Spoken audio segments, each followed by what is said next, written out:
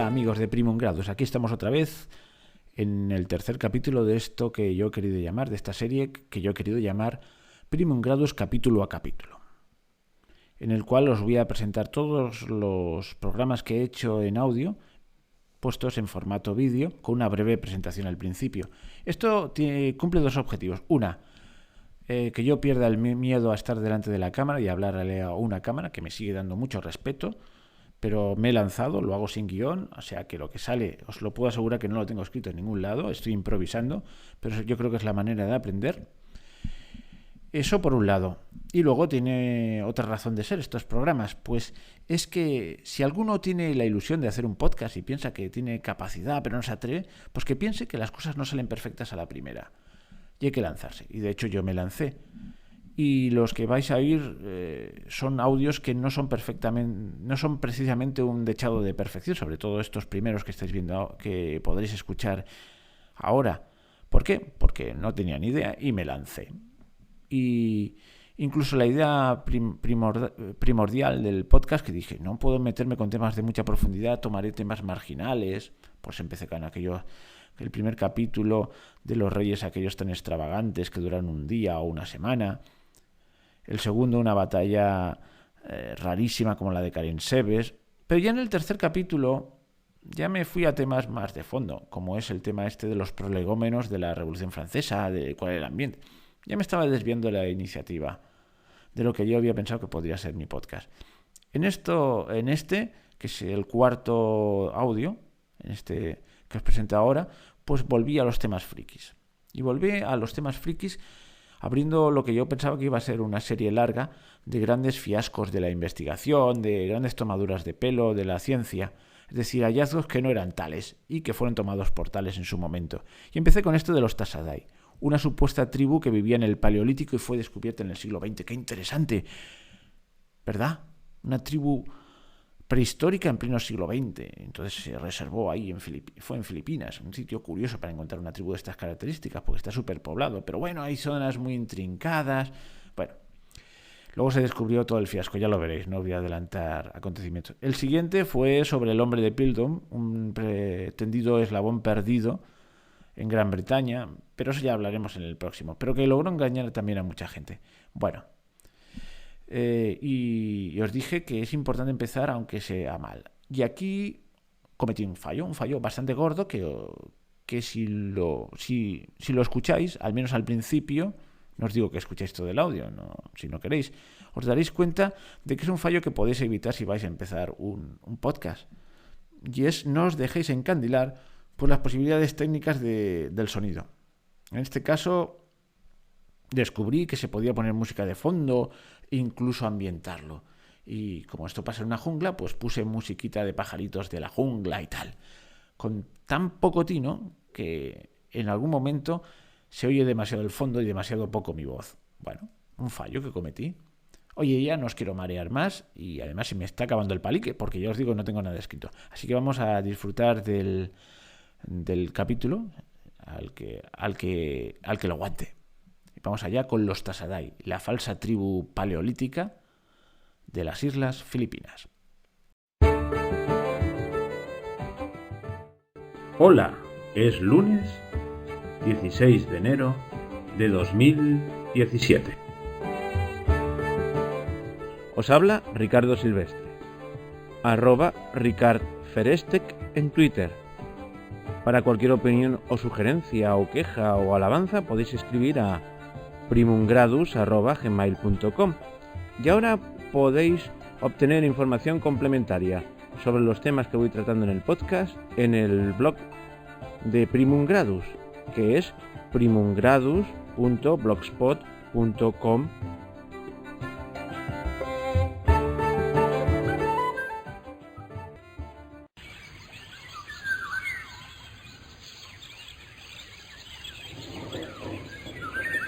Hoy empezamos el primero de una serie de programas dedicados a los mejores fakes, falsedades, relacionadas con la historia, la ciencia y las humanidades en general. Y empezamos con uno relativamente reciente, los Tasadai, la falsa tribu prehistórica de Filipinas. Hace cosa de 15 años llegó a mis manos una especie de manual divulgativo sobre prehistoria. Al final del librito había un amplio reportaje sobre los Tasadai, una tribu perdida, hallada recientemente en Filipinas. Lo que leí y lo que vi, porque estaba profusamente ilustrado con fotos a todo color, me dejó fascinado. Los Tasedai eran un pueblo que llevaba incomunicado el resto de la humanidad desde hacía miles de años. Los investigadores consideraban que podían dar muchas claves sobre las formas de vida anteriores al neolítico de los cazadores-recolectores primitivos. El libro lo he perdido en una de mis múltiples mudanzas, lástima, pero recuerdo muchos detalles curiosos. Hablaba de esta tribu que se encontraba en una intrincada zona selvática y montañosa de muy difícil acceso en la isla de Mindanao, y daban detalles de su comportamiento. Uno de ellos era su dieta, vegetariana en su mayoría y que se completaba con alguna avecilla, ranas, peces e insectos. Creo que en Filipinas no hay grandes mamíferos. En una gran foto a doble página se les veía sentados en cuclillas, muy juntitos todos, a la entrada de una gruta, con un taparrabos como única prenda, y con la mirada perdida en el infinito. La explicación de la foto era que estos seres humanos gustaban de estar así juntos, haciendo nada horas y horas. Era su forma de pasar el rato. Me picó la curiosidad y encontré una enciclopedia de antropología en la que los artículos iban firmados por autores de primera fila, totalmente de fiar en principio. Y allí vi más información. Había un apartado sobre los Tasadai que venía a confirmar la información que ya había obtenido. Hay que recordar que entonces Internet estaba en mantillas, eran los años 90, calculo yo, y bueno, la información estaba a un clic precisamente. No sé si en aquella época también llegué a ver la portada del National Geographic dedicada a esa tribu perdida. Luego he descubierto que también aquí en España se le dedicó la portada de un suplemento de la ABC. Pero vamos, todo parece indicar que aquel era un gran hallazgo. Hasta donde había podido me había documentado con solvencia, o eso creía. Ya os digo, eran los años 90, toda la información se podía recabar en las bibliotecas y por escrito, y bueno, era algo arduo. La cuestión es que otras cosas me distrajeron del tema y lo olvidé. Pasados como unos 10 años, cuando Internet se hizo usual, recordé el tema y delante de un ordenador me dije, vamos a ver qué puedo hallar sobre los Tasadai. Es mi oportunidad de completar la información. Y vaya sorpresa.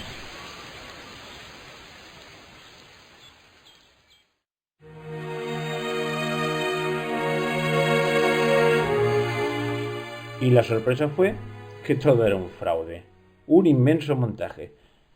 Los Tasadai no eran más que una pura invención del gobierno filipino. ¿Con qué intención?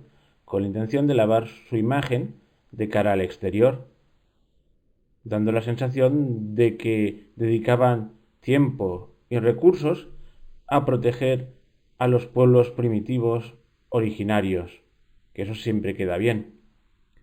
A tal efecto, hicieron un perímetro alrededor de los Tasadai de unos 130 kilómetros cuadrados para preservar su forma de vida. Solo algunos antropólogos pudieron acceder a ellos durante muy poco tiempo. Y claro, este artículo y otros que fui viendo hacían mofa y befa incluso de los pretendidos antropólogos que habían estado con ellos porque no habían entendido el engaño. Y sobre todo se cebaban con la prestigiosa revista National Geographic que le dedicó una portada y un amplio reportaje interior. ¿Y cómo se descubrió todo? Pues de la manera más cómica, por decirlo de alguna manera. Sencillamente, cuando ya la dictadura acabó, seguía el perímetro defensivo, pero mucho más relajado.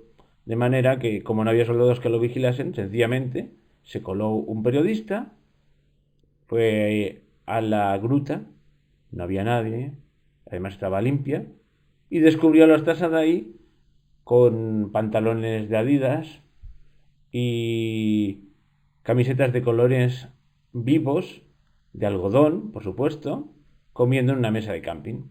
Le sacó las fotos y ahí acabó la leyenda de los Tasadai.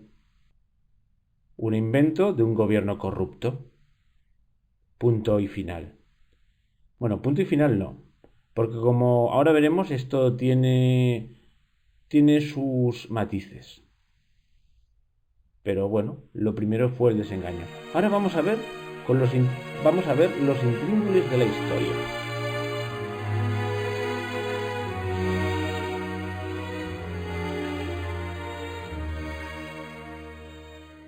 Y vamos a por los matices que en este caso sí que son importantes. Antes he citado que la primera información, después de mucho tiempo que tuve sobre esta tribu de los Tasadai, era que todo era un puro fraude a nivel estatal. O sea, el gobierno de las Filipinas, el gobierno de Ferdinand Marcos, se había sacado de la manga una tribu troglodita. Pues no era exactamente así. Los Tasadai existían, bueno, de hecho existen todavía, son unos pocos centenares. Son un grupo realmente primitivo, pero desde luego no era lo que pintaban en el reportaje del National Geographic, ni a la conclusión que habían llegado los antropólogos, que no quiero decir que no fueran de buena fe, pero habían sido también engañados. Era un montaje, pero que tenía un cierto apoyo en la realidad. Pero empecemos la historia por el principio. Como todo gobierno que se precie, el gobierno filipino de Ferdinand Marcos creaba continuamente agencias para colocar a su gente, y una de las que creó fue el Panamín. Es una agencia cuya misión era proteger a las minorías étnicas y culturales de las islas Filipinas, que no son pocas. Por si no lo sabéis, la mayor parte de los actuales filipinos son de raza malaya y no han estado ahí toda la vida, sino que llegaron en épocas relativamente, pueden hacer unos pocos centenares de años o como mucho 1000 años, procedentes de Malasia, y desplazaron a los primitivos pobladores, los llamados negritos, mucho más primitivos, y los hicieron que se retiraran a las zonas más intrincadas de la selva y a las zonas montañosas. O sea, que en Filipinas, aparte de tropecientas lenguas de origen malayo, como el tagalo, el tagalo es la principal, la que se ha creado como lengua franca, pero en principio no era mayoritariamente hablada, simplemente se ha elegido esa lengua. Hay otras como el ilocano, etcétera, etcétera. Bueno, hay muchas lenguas. Bueno, pues se creó el Panamín para proteger estas minorías étnicas y culturales. Perdón. Bueno, al mando del Panamín estaba un tal Manuel Elizalde Jr., un hombre de gran fortuna, de una de las familias más adineradas de Filipinas, es educado en Harvard, y que, persiguiendo un rumor que corría entre algunos cazadores de la selva, de tribus de la selva de Mindanao, se internó en la jungla al mando de una expedición para tratar de hallar una mítica tribu muy primitiva, aislada, sin apenas contacto con el exterior desde hace miles de años. Y finalmente la encuentran. Encuentran lo que son los Tasadai, un pequeño grupo de hombres, mujeres y niños, que se cubren con hojas, duermen en cuevas y comen solo de lo que les ofrece el bosque. No conocen la agricultura ni la ganadería. Y hablan un idioma que incluso es desconocido para las aldeas más cercanas. Parece ser que el centro rural importante más cercano a ellos está a 3 horas de camino. Quizás entre medio hay otras aldeas más pequeñas. Bueno, pues este descubrimiento supone un verdadero bombazo. Los antropólogos están fascinados y ahí acaban. Como dato curioso, y que lo citan en varias fuentes que he consultado, una cosa que les asombra es que no conocen el tabaco, que parece ser que era como una especie de test para medir el aislamiento de una tribu. Varias fuentes lo citan. O sea, una tribu que no conozca el tabaco significa, según estos criterios antropológicos, que ha estado realmente aislada. Vamos, el atractivo de una tribu congelada en plena edad de piedra. Y lo que era previsible ocurrió. Una avalancha de antropólogos intentan llegar, periodistas, curiosos. Los Tasadai aparecen en todos los medios. Ya dije, el National Geographic, que además de la revista le dedica un documental, que por cierto anda por YouTube, ¿eh? Es muy divertido, porque aparece el científico de turno y aparecen los niños y le abrazan, un poco, parecen como monitos, una cosa muy curiosa. Y incluso el típico, los famosos de turno, Charles Lindbergh o Gina Lollobrigida, los visitan un poco en plan exhibición. Elizalde aparece como el héroe del gobierno y, para preservar la cultura de los Tasadai, decide hacer un perímetro, ya he dicho, que cubre un territorio de 130 kilómetros cuadrados para evitar que esta cultura se contamine. Ponen soldados a custodiarlos. Claro, al principio ya empiezan a salir las primeras dudas. ¿Dónde están los huesos de sus muertos que, según dicen, abandonan en el bosque? ¿Por qué no hay basura en las cuevas que se debía haber acumulado ahí durante siglos? La dieta que dicen que llevan estas gentes está por debajo del nivel de supervivencia. Es extremadamente baja en calorías. Otro asunto. Una población tan pequeña debería padecer las enfermedades propias de la endogamia. Y otra más. De acuerdo, está a 3 horas, pero a 3 horas hay una población rural grande. ¿Realmente es posible que hayan estado tan aislados? Como florecen las dudas, Elizalde decide pasar al contraataque. Refuerza la vigilancia en el área de exclusión. Expulsa a los antropólogos y a los periodistas y prohíbe todo tipo de visitas. Fue una década de aislamiento absoluto, hasta 1986 en que cae el gobierno del matrimonio Marcos. Ferdinand y Imelda, ¿os acordáis de Imelda? Aquella señora que coleccionaba zapatos. Bueno, pues estos. Y es cuando se cuela antes he dicho un periodista, bueno, más concretamente, un antropólogo y reportero suizo, Oswald Itten, y un reportero filipino, Joey Lozano, que es el que saca las fotos a los Tasadai vestido con jeans y camisetas de colores. Todo se ha ido al traste, se ha descubierto el fraude. Algunos Tasadai confiesan haber sido pagados por Elizalde para vestir como indígenas primitivos, posar ante los periodistas y hacer el papelón que se les ha asignado. La tribu Tasadai era un puro fraude, no era más que propaganda política del derrocado dictador. Cuando esto llega a oídos de Elizalde, que lleva exiliado en Costa Rica desde 1983, monta en cólera, porque aunque era un timador, que dicen que se había llevado el dinero del gobierno destinado a la protección de los Tasadai, pues algo de orgullo profesional le quedaba y reivindicó la existencia de la tribu, porque realmente existía. Incluso logró que algunos aborígenes que habían en principio dicho que todo era un montaje se retractasen y dijesen que efectivamente ellos eran Tasadai, que no eran de aldeas cercanas, que ellos eran la auténtica tribu y que les habían dicho que se desdijesen a cambio de un soborno. Porque claro, había un empeño en desprestigiar al régimen anterior.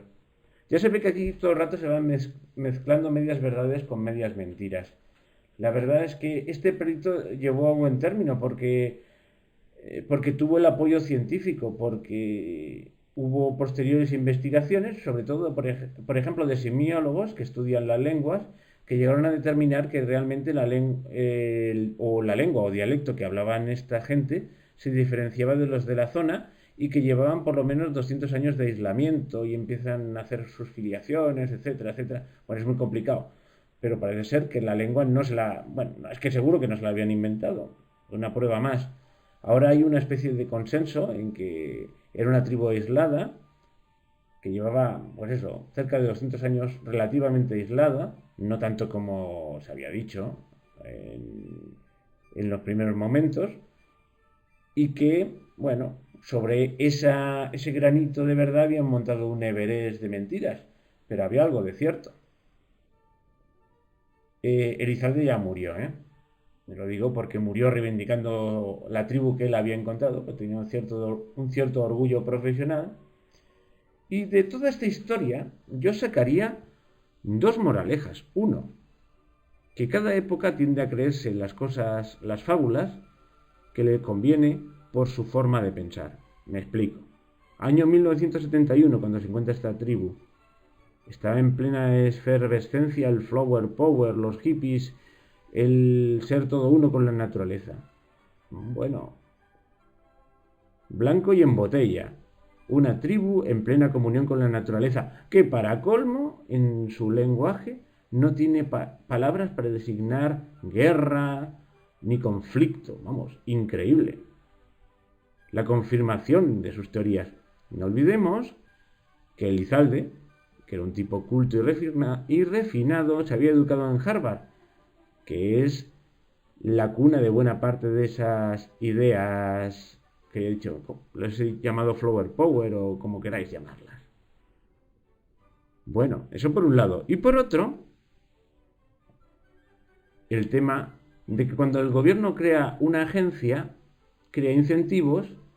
Una agencia quiere decir, cuando el gobierno crea una agencia para solucionar un problema, crea incentivos para que ese problema siga existiendo, porque de eso viven los funcionarios y los encargados de la agencia, y si se acaban los problemas, pues inventan otros nuevos, para pillar más presupuesto. Este es un caso claro. Y bueno, y hasta aquí la historia de los Tasadai. La semana que viene. Espero que en menos tiempo, en 3 o 4 días, tendréis otra historia de falsos descubrimientos científicos. Ya os adelanto que esta vez se tratará de antropología, un poquito más antiguo, de principios del siglo XX. En este caso se tratará del hombre de Piltdown, el falso eslabón perdido. Bueno, y hasta la semana que viene. Perdón, hasta de aquí unos pocos días.